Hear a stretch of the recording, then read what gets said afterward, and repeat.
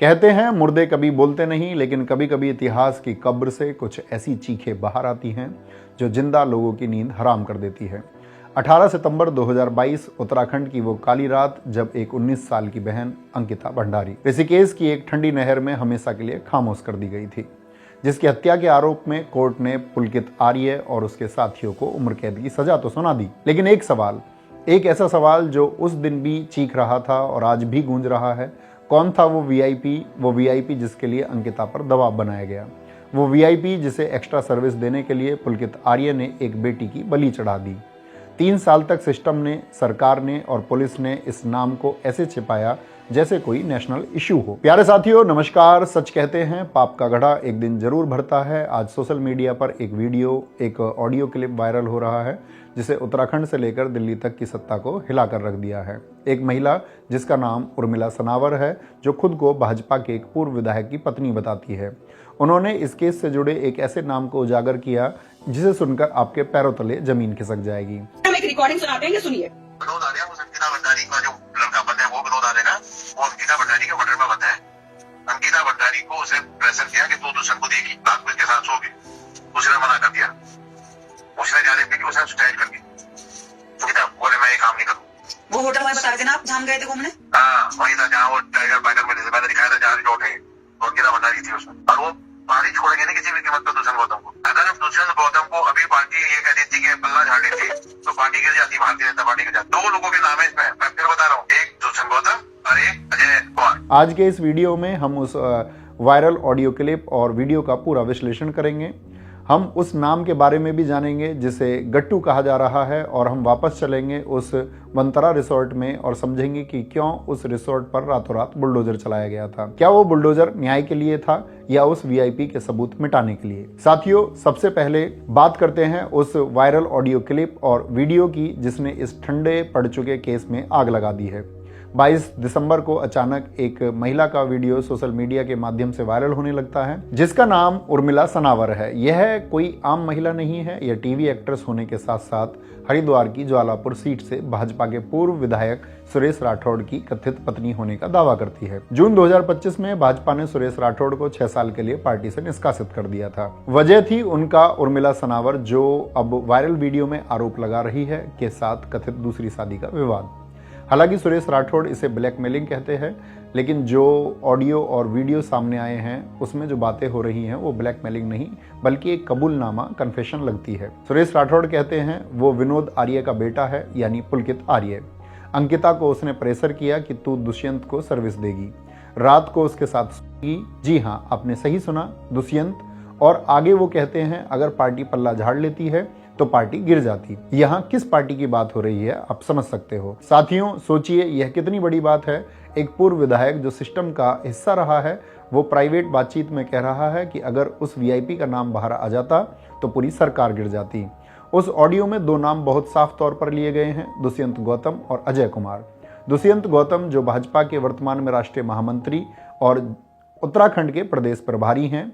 एक ऑडियो में उन्हें गट्टू के नाम से बुलाया गया है, और अजय कुमार प्रदेश महामंत्री संगठन यानी स्टेट जनरल सेक्रेटरी ऑर्गेनाइजेशन है। यह भाजपा में बहुत ताकतवर पद होता है क्योंकि इसे पार्टी और संघ आरएसएस के बीच की कड़ी माना जाता है। सुरेश राठौड़ कह रहे हैं कि वो वीआईपी कोई और नहीं बल्कि यही गट्टू था जो उस दिन रिसोर्ट में आने वाला था या आ चुका था। अब आप उस पूरी क्रोनोलॉजी को समझिए। जब अंकिता की हत्या हुई तो लोग और परिवार वाले सीबीआई की जांच की मांग कर रहे थे, लेकिन रातों रात धामी सरकार ने सीबीआई जांच से मना कर दिया और एसआईटी स्पेशल इन्वेस्टिगेशन टीम बना दी। क्यों?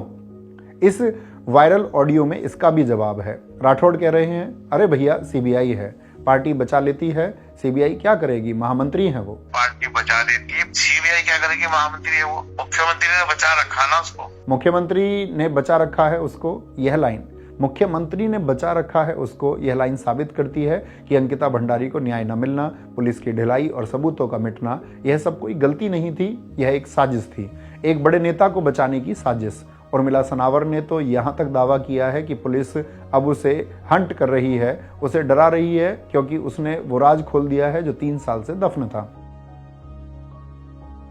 मुझे यह नहीं समझ आ रहा है कि जब उर्मिला सनावर ने खुद कह दिया है कि उत्तराखंड सरकार और पुलिस मुझे जहां भी बुलाएगी मैं आ जाऊंगी, तो फिर उनके साथ ऐसा दुर्व्यवहार क्यों किया जा रहा है। अब जब हमारे सामने वीआईपी का एक संभावित चेहरा आ चुका है तो चलिए वापस चलते हैं 2022 में और देखते हैं आखिर अंकिता के साथ हुआ क्या था। यह समझना जरूरी है ताकि आप जान सकें कि एक गरीब घर की बेटी कैसे अमीरों की हवस और सत्ता के नशे का शिकार बनी। अंकिता भंडारी पौड़ी गढ़वाल के डोब श्रीकोट गांव की एक सीधी सादी लड़की। पिता वीरेंद्र सिंह भंडारी एक गरीब सिक्योरिटी गार्ड थे जिन्होंने तंगहाली में भी बेटी को पढ़ाया। अंकिता के सपने बड़े थे, लेकिन कोरोना में पिता की नौकरी छूटने और कॉलेज फीस ना भर पाने के कारण उसे अपना होटल मैनेजमेंट का कोर्स बीच में ही छोड़ना पड़ा। सोचिए, उस मजबूरी को फीस ना जमा कर पाने के कारण किसी के सपने अधूरे रह गए। जब चारों तरफ अंधेरा था तब कहानी में एक नए किरदार की एंट्री होती है, पुष्पदीप। जम्मू का रहने वाला पुष्पदीप जो सितंबर 2021 में इंस्टाग्राम के जरिए अंकिता की जिंदगी में आया था। कहने को यह सोशल मीडिया की दोस्ती थी, लेकिन वक्त के साथ यह भरोसा इतना गहरा हो गया कि अंकिता ने अपने परिवार की तंगी और अपनी मजबूरी को सबसे पहले उसी से साझा किया। उसने कहा, पुष्प, मुझे किसी भी हाल में एक नौकरी चाहिए। अंकिता की मदद करने के लिए पुष्पदीप ने इंटरनेट पर नौकरी ढूंढनी शुरू की और तभी उसकी नजर एक विज्ञापन पर टिकी। यह विज्ञापन वंतरा रिसोर्ट का था जो एक रिसेप्शनिस्ट की जॉब के लिए था। साथियों, यहाँ गौर कीजिएगा, शैतान अक्सर लुभावने चेहरे के पीछे छुपकर आता है। उस विज्ञापन में नौकरी के साथ एक बहुत ही अजीब सी शर्त जुड़ी थी। यह नौकरी केवल उन लड़कियों के लिए है जो रिसोर्ट के अंदर ही रहने को तैयार हो। सोचिए, यह लाइन खतरे की कितनी बड़ी घंटी थी, लेकिन अंकिता की मासूमियत और पुष्पदीप के भोलेपन ने इसे नजरअंदाज कर दिया। उन्हें लगा कि रिसोर्ट ऋषिकेश के शहरी इलाकों से दूर जंगल के बीचों बीच सुनसान इलाके में है, इसलिए शायद मालिक सुरक्षा के लिहाज से या काम की वजह से उन्हें वहां रुकने को कह रहा है। लेकिन उन्हें क्या पता था कि यह कोई शर्त नहीं बल्कि पुलकित आर्य का बिछाया हुआ एक हनी ट्रैप था। वह एक एम्प्लॉय नहीं बल्कि एक शिकार ढूंढ रहा था। पुष्पदीप ने ही पुलकित आर्य मालिक से बात की। फोन पर ही अंकिता का इंटरव्यू हुआ और 28 अगस्त 2022 की तारीख को अंकिता की किस्मत का फैसला हो गया और 10,000 रुपए पर मंथ की सैलरी के साथ उसकी नौकरी पक्की हो गई। 1 सितंबर को अंकिता के पिता उसे छोड़ने रिसोर्ट गए। जब अंकिता अपना बैग लेकर उस रिसोर्ट की दहलीज पर पहुंची तो उसे लगा कि उसके अच्छे दिन शुरू होने वाले हैं, लेकिन उसे अंदाजा भी नहीं था कि जिसे वो अपनी रोजी रोटी का जरिया समझ रही है, असल में वह उसकी जिंदगी का आखिरी पड़ाव साबित होने वाला है। क्यों? क्योंकि वह रिसोर्ट अय्यासी का अड्डा था। अब मैं आपको पुलिस की फाइलों और चार्जशीट के उन पन्नों पर ले चलता हूं जहां गवाहों के बयान दर्ज हैं। ये वो लोग हैं जिन्होंने उस रिसोर्ट के अंदर अंकिता के मौत से पहले की घटनाओं को देखा था। शुरुआत होती है अंकिता के रिसोर्ट पहुंचने की पहली ही रात से, यानी 1 सितंबर से। अभी नौकरी की स्याही सूखी भी नहीं थी कि एक शराबी गेस्ट ने अंकिता को जबरन गले लगाने की कोशिश की। अंकिता सहम गई। उसने विरोध किया और यह बात तुरंत रिसोर्ट के मालिक पुलकित आर्य को बताया। पुलकित आर्य ने इस बात को यह कहकर टाल देता है कि गेस्ट नशे में था, शायद इसीलिए गलती हो गई हो।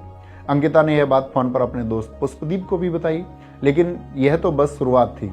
10 सितंबर आते आते पुलकित का असली चेहरा सामने आने लगा। दरअसल एक रात रिसोर्ट मालिक पुलकित आर्य, मैनेजर सौरभ भास्कर और स्टाफ मेंबर अंकित गुप्ता अंकिता के साथ छेड़छाड़ करते हैं और उसके कमरे में बैठकर शराब पीते हैं। अंकिता ने रोते हुए पुष्प को फोन किया, लेकिन जब पुलकित को भनक लगी तो उसने अंकिता का फोन छीन लिया। उसने अंकिता को बाहरी दुनिया से काटने की कोशिश की। स्टाफ की गवाही देखिए। रिसोर्ट में आयुष नाम का एक इलेक्ट्रीशियन था। अंकिता ने उसे मैसेज भेजा था जो आज भी रोंगटे खड़े कर देता है। उसने लिखा था, आयुष, ये लोग बहुत गंदे हैं, हवस के पुजारी हैं, मुझे यहाँ काम नहीं करना, मेरे लिए कोई जॉब हो तो बताओ। उसने साफ बताया था कि पुलकित ने शराब के नशे में उसे किस करने की कोशिश की थी। इसी बीच अंकिता ने जॉब छोड़ने का पूरा मन बना लिया था और फिर आया वो गेम चेंजिंग मैसेज 17 सितंबर को। अंकिता ने पुष्प को बताया कि अब पानी सिर से ऊपर जा चुका है। उसने लिखा, अंकित गुप्ता मेरे पास आया था, वो कह रहा है कि मंडे को एक वीआईपी गेस्ट आ रहा है, तुम्हें उसे एक्स्ट्रा सर्विस देनी होगी। अंकिता का जवाब एक तमाचा था उन अमीरों के मुंह पर। उसने लिखा, मैं गरीब हूं तो क्या 10,000 रुपए में बिक जाऊंगी। साथियों, थोड़ा ध्यान से समझिए। अंकिता ने मैसेज में लिखा, मंडे को गेस्ट आएगा और संडे 18 सितंबर की रात को उसे रास्ते से हटा दिया गया क्योंकि उसने उस वीआईपी की सेवा करने से मना कर दिया था। अब सवाल वही है, आज वायरल हो रहे वीडियो में जिस गट्टू या दुष्यंत गौतम का नाम उछाला जा रहा है, क्या वो सोमवार को आने वाला वही वीआईपी था? यह जांच का विषय है। हालांकि ऑडियो क्लिप में तो साफ साफ गट्टू यानी कि दुष्यंत गौतम का नाम लिया जा रहा है। अब हम चलते हैं उस काली शाम पर जब अंकिता की जिंदगी का फैसला हुआ। शाम के 5:30 बजे तक अंकिता ठान चुकी थी कि अब वह एक पल भी यहाँ नहीं रुकेगी। यहाँ गवाहों की कड़ियां कैसे जुड़ती है, इसे ध्यान से देखिए। अंकिता ने अपना बैग पैक कर लिया और उसे बाहर ले जाने के लिए स्टाफ सौरभ बिष्ट को कॉल किया। सौरभ उस वक्त गाड़ी चला रहा था, इसलिए फोन उसके बगल में बैठे करण ने उठाया। अंकिता की रोती हुई आवाज सुनकर करण समझ गया कि मामला गंभीर है। चूंकि वो खुद बाहर था, उसने तुरंत चंद्रकिरण इलेक्ट्रीशियन से कहा कि भाई मैम का बैग गेट पर रखवा दे। जब चंद्रकिरण वहां पहुंचा तो उसने देखा अंकिता डरी हुई दरवाजे के पास खड़ी है, लेकिन तभी आरोपी अंकित गुप्ता और सौरभ भास्कर वहां आ धमके। उन्होंने चंद्रकिरण को यह कहकर वहां से भगा दिया कि यहाँ तुम्हारा क्या काम, जाओ जाकर मोटर चेक करो। फिर कुछ देर बाद हाउसकीपिंग का काम करने वाले अभिनव और कुश, जो अंकिता के कमरे के पास से गुजर रहे थे, इन्होंने अपनी आंखों से देखा कि अंकिता कमरे के बाहर फोन पर किसी से मदद मांग रही थी, चिल्ला रही थी, मेरी हेल्प करो। लेकिन तभी पुलकित आर्य वहां आया। उसने अंकिता का फोन छीन लिया और उसका हाथ पकड़कर जबरदस्ती कमरे में ले गया। अभिनव ने पुलिस को बताया कि उस वक्त अंकित गुप्ता अजीब हरकतें कर रहा था, वो शायद नशे में था और वहां नाच रहा था। शाम के करीब 8 बजे अंकिता ने पुष्प को कॉल किया और बताया, पुलकित ने मेरे साथ बदतमीजी की है, मेरा मुंह दबाया है, पर पुष्प से ज्यादा बातें ना कर पाई। यहाँ एक बड़ा सवाल आता है, इतनी बदतमीजी के बाद अंकिता उनके साथ बाहर घूमकर जाने को तैयार क्यों हुई? पुलिस की जांच बताती है कि जब पुलकित को लगा कि अंकिता अब चुप नहीं बैठेगी तो उसने गुड बॉय बनने का नाटक किया। उसने माफी मांगी और कहा, ठीक है तुम नौकरी छोड़ देना, लेकिन अभी बहुत गुस्से में हो, चलो हम ऋषिकेश तक ड्राइव पर चलते हैं, कुछ खाएंगे, तुम्हारा मूड फ्रेश हो जाएगा और हम बात कर लेंगे। अंकिता शायद उस बंद कमरे के डर से भागना चाहती थी। उसे लगा कि बाहर सार्वजनिक जगह पर वो सुरक्षित होगी, इसलिए वो उनके साथ बाइक पर बैठकर घूमने चली गई। सीसीटीवी फुटेज और जांच से पता चला कि करीब रात के 8:30 बजे ये लोग ऋषिकेश एम्स के पास पहुंचे। वहां उन्होंने एक दुकान पर कुछ खाया पिया। यह बात इसलिए अहम है क्योंकि अंकिता की पोस्टमार्टम रिपोर्ट में उसके पेट में अधपचा खाना मिला था। इसका मतलब है कि नहर में गिरने से ठीक पहले वो जिंदा थी और उसने खाना खाया था। फिर वापस लौटते हुए करीब रात के 9 बजे चीला बैराज चेक पोस्ट को पार करके वे सभी चीला नहर के किनारे एक सुनसान जगह पर बाइक को रोकते हैं और अंकिता के साथ मारपीट करके उस 19 साल की जान को ठंडे पानी में धक्का दे देते हैं। वो डूबती रही और वो तीनों वहां से वापस रिसोर्ट आ गए। आकर क्या किया? आकर उन्होंने एक सेफ मनवीर द्वारा बनाए गए मलाई कोफ्ता और चिकन को खाया। सोचिए उस वहसीपन की हद, एक लड़की को मारकर वो सुकून से खाना खा रहे थे। सेफ मनवीर ने यह भी बताया कि अंकिता मैडम को कमरे में खाना ले जाकर देने के लिए उस दिन अंकित गुप्ता खुद किचन में आया था, जबकि ऐसा नहीं होता था क्योंकि रूम में खाना वगैरह देने के लिए दूसरे स्टाफ के मेंबर थे, पर उस दिन अंकित आया था। मनवीर ने यह भी बताया कि जब सुबह सबको पता चले कि मैडम अपने कमरे में नहीं है तो सब लोग उसे ढूंढने लगे और वह खुद भी बाइक लेकर आसपास के क्षेत्रों में अंकिता को ढूंढने लगा, पर वह मिली नहीं। उसने यह भी बताया कि जब वह मैडम के कमरे में गया तो वहां पर रात में जो अंकित गुप्ता प्लेट में खाना लेकर गया था वो ऐसे ही रखा था। हत्या तो 18 सितंबर की रात को हो गई थी, लेकिन असली खेल, असली कवरअप 19 सितंबर की सुबह से शुरू हुआ। अंकिता के पिता को जब यह पता चला कि उसकी बेटी रिसोर्ट से लापता है तो वह रिपोर्ट लिखवाने के लिए थाने थाने भटकते रहे। कभी मुनि की रेती थाना, कभी पौड़ी थाना, तो कभी ऋषिकेश कोतवाली। अंततः 1-2 और थानों में चक्कर लगाने के बाद उन्हें पता चला कि रिसोर्ट का जो एरिया है वह पटवारी चौकी के अंतर्गत आता है। जब अंकिता के पिता 20 सितंबर को रिसोर्ट एरिया के कंडखाल पटवारी चौकी पहुंचे तो उन्हें पता चला कि पटवारी वैभव प्रताप पहले से ही पुलकित आर्य की गोद में बैठा था। पुलकित ने खुद जाकर अंकिता की गुमशुदगी की रिपोर्ट लिखवा दी थी कि अंकिता निजी संबंधों को लेकर तनाव में थी और अपने आप कहीं चली गई है। अंकिता के पिता को एक और बात पता चलती है कि अभी पटवारी वैभव प्रताप छुट्टी पर है और अभी चार्ज जो है पटवारी विवेक कुमार के पास है। अंकिता के पिता जब विवेक कुमार के ऑफिस पहुंचे तो उन्हें पता चला कि वहां पर पहले से ही पुलकित आर्य और उसकी पत्नी और उसके पिता विनोद आर्य, जो भाजपा सरकार में ओबीसी मोर्चा की राष्ट्रीय कार्यकारिणी के सदस्य और उत्तर प्रदेश भाजपा ओबीसी मोर्चा के सह प्रभारी भी थे।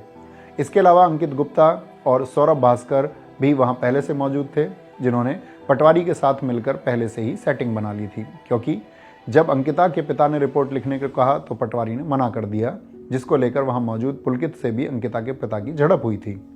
वीडियो ज़्यादा लंबी ना हो इसलिए आप अंकिता भंडारी के पिता की पूरी इंटरव्यू डिस्क्रिप्शन बॉक्स में दिए गए लिंक पर क्लिक करके देख सकते हैं, जहां पर आपको पता चलेगा कि अपनी बेटी की रिपोर्ट लिखवाने के लिए उन्हें कितनी भागदौड़ करनी पड़ी थी। अंकिता के पिता के द्वारा कुछ लोगों से संपर्क करने के बाद उनकी रिपोर्ट वहां की लोकल पुलिस द्वारा लिखी जाती है और फिर 22 और 23 सितंबर की रात तक तीनों आरोपियों को गिरफ्तार कर लिया जाता है। अंकिता के पिता 3 दिन तक भटकते रहे। अगर उसी दिन पटवारी और पुलिस एक्शन लेती तो शायद कुछ सबूत और मिल जाते।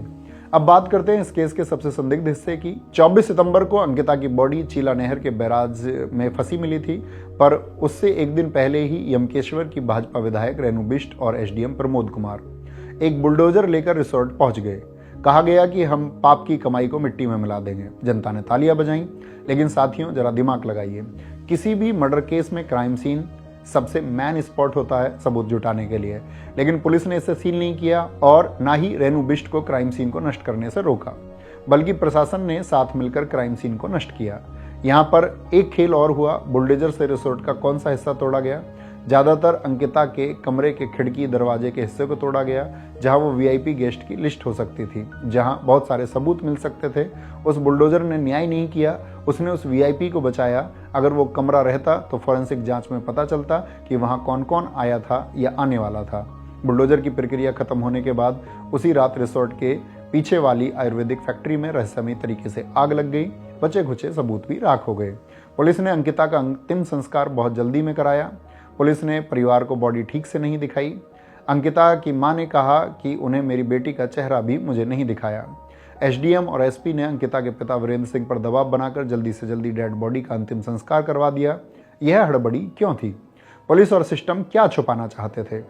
पुलिस रिपोर्ट में कहा गया कि अंकिता की मौत डूबने से हुई और शरीर पर चोट के निशान थे।